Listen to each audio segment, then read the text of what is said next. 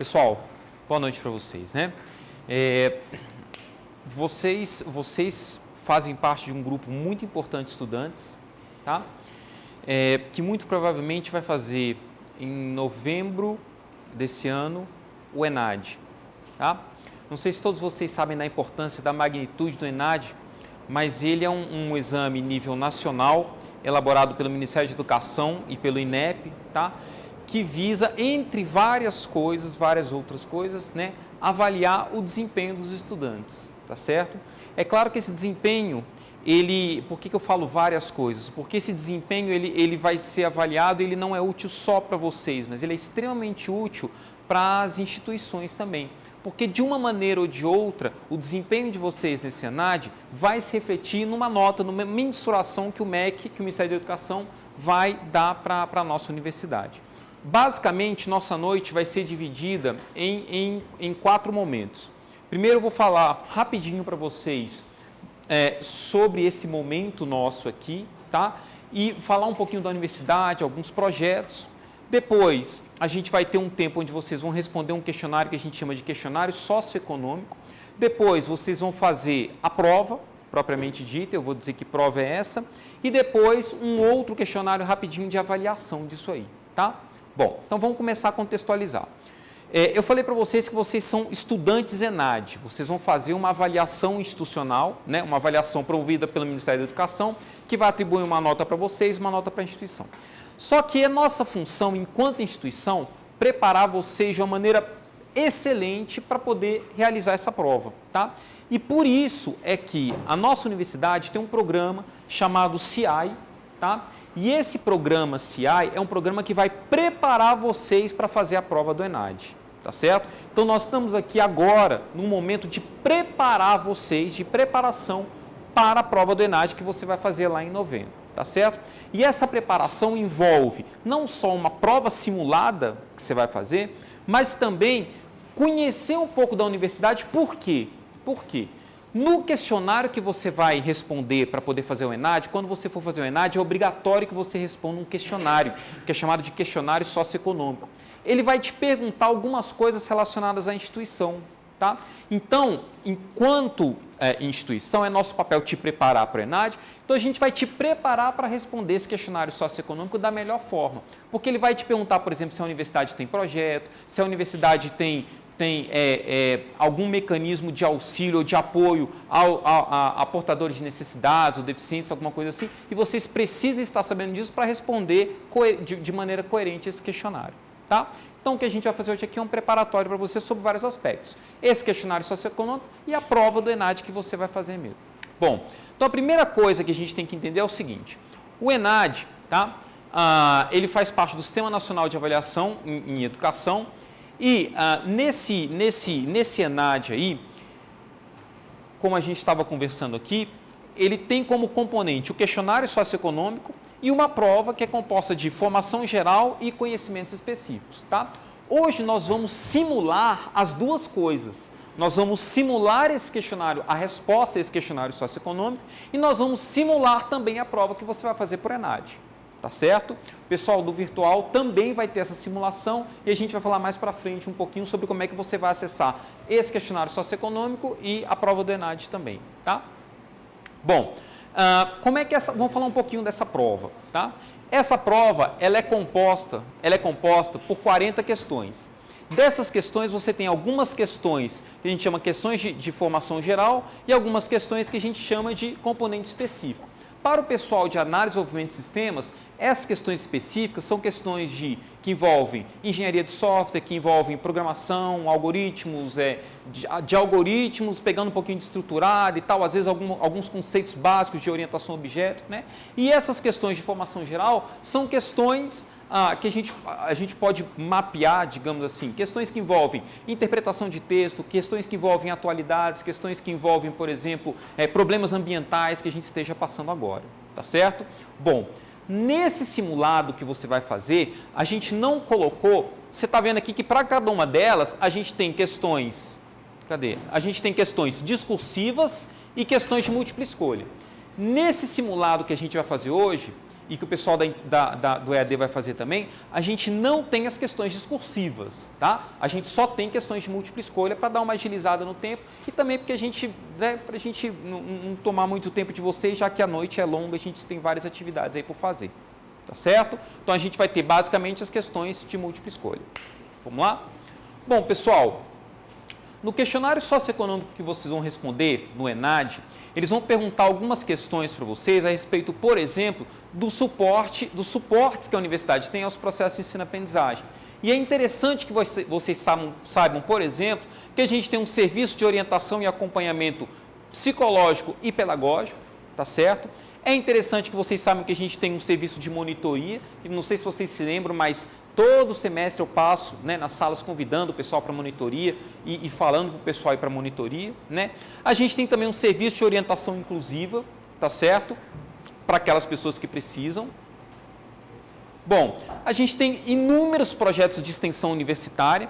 Eu não sei se algum de vocês aqui faz parte de algum projeto, mas nós temos estudantes, por exemplo, que fazem parte de um projeto muito bacana que a gente tem, que é o Elixo, tá? Tem um outro projeto de programação chamado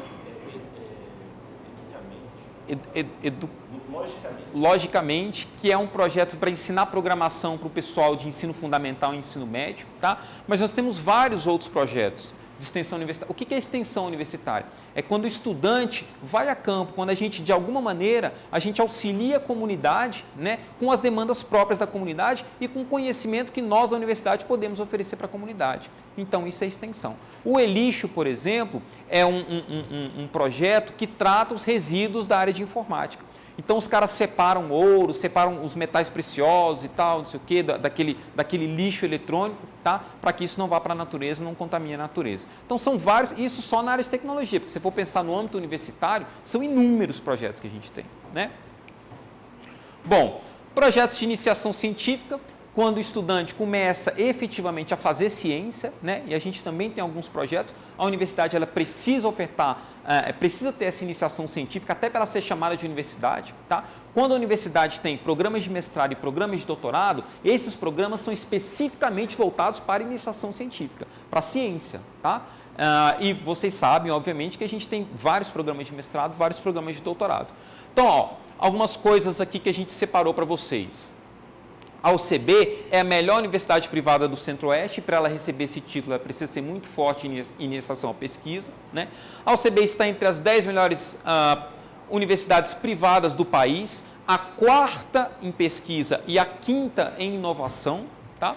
A UCB cedia o centro, é sede do Centro Genômica do Distrito Federal, 150 projetos de pesquisa em andamento, 30 milhões investidos por agência de fomento, tem um projeto PIBID, são 120 estudantes, desses 120 estudantes, 140 bolsistas, 8 escolas públicas e 9 cursos envolvidos com esse projeto PIBID, tá? Para dar uma noção para vocês de como é que a universidade trata essas questões.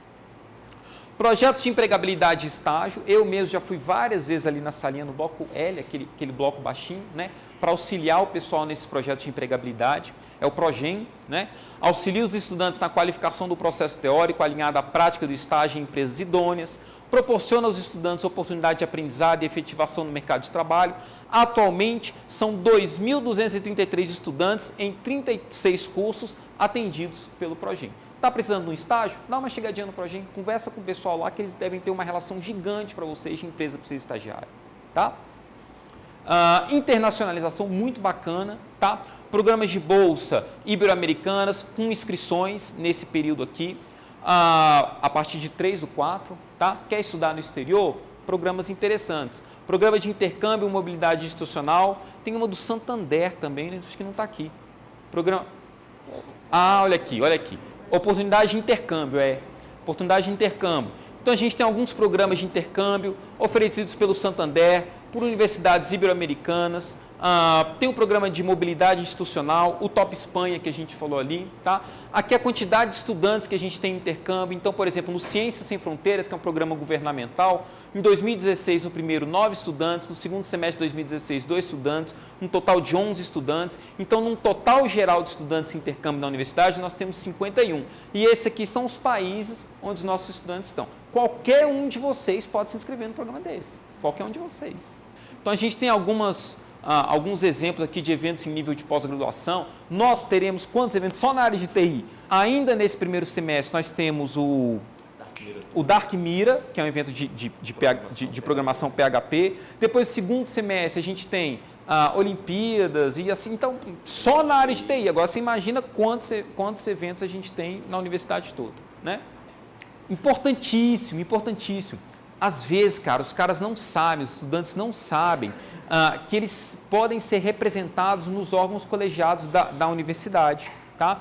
Então, conselho universitário, o mais alto conselho da universidade, onde o presidente é o reitor. Você tem o reitor, os pró-reitores, tá? Representante dos diretores, representante dos coordenadores e tem um estudante lá no mais alto conselho da universidade, que é o consumo. Tem um representante dos estudantes, tá?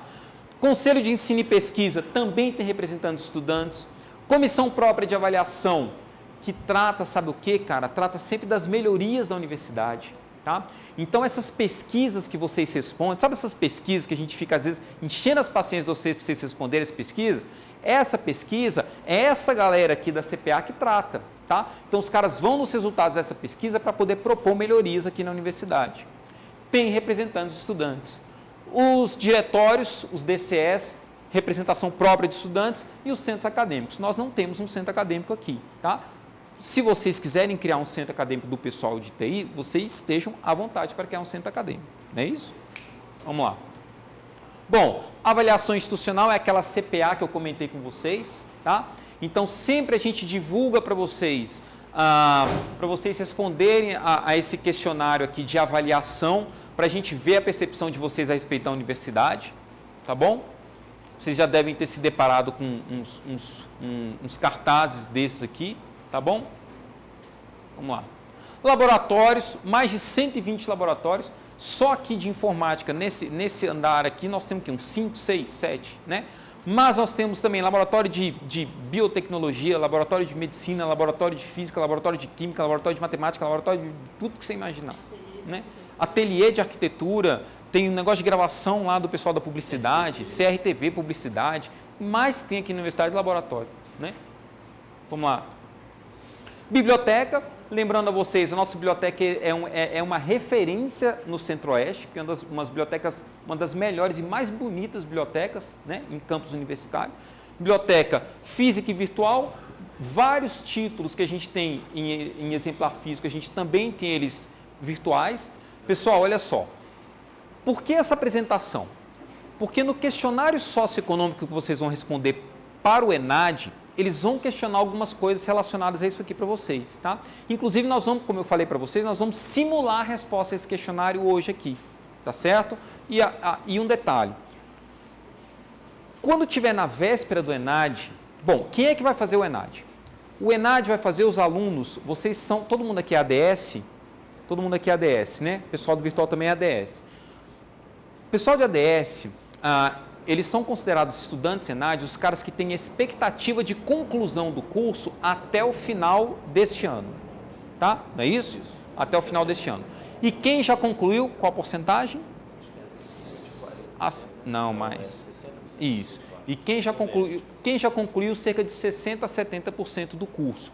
Mas basicamente quem tem expectativa de concluir o curso até o final desse ano, até o final do ano, tá? A própria instituição inscreve vocês. Depois na semana que vem a gente vai fazer uma reuniãozinha, aí eu vou conversar bacana com vocês a respeito disso, tá? Inclusive o pessoal da EAD já tem um vídeo produzido explicando algumas questões dessas. Quem inscreve vocês no ENAD é a própria instituição. Então a instituição vai fornecer para o MEC, tá, os nomes dos estudantes que estão relacionados para o ENAD. O ENAD a gente vai conversar depois com calma, mas é um exame obrigatório, tá? e ele é vinculado à emissão do seu diploma. Se você não fizer o ENAD, você fica com o status lá de aluno pendente, você não recebe seu diploma. Tá? Então, o ENAD é obrigatório. Por que eu estou falando isso? Por quê? Porque para fazer o ENAD, você tem que responder aquele questionário socioeconômico que eu estou o tempo todo falando com vocês. Então, o MEC ele vai soltar um determinado prazo para vocês responderem. Tudo isso a gente vai informar para vocês por e-mail, tá? Mas eu já estou adiantando para você. Que mais ou menos no meio do ano, ele vai soltar para vocês o link para vocês responderem o questionário socioeconômico. E aí, você só fica sabendo o local de prova quando você manda o questionário socioeconômico. Entendeu? Ou seja, o ENAD é obrigatório e você só fica sabendo aonde você vai fazer o ENAD quando você responde o questionário socioeconômico. Então, as coisas estão vinculadas, tá? Por isso é que hoje nós vamos simular tanto o questionário socioeconômico quanto a prova de vocês. Beleza?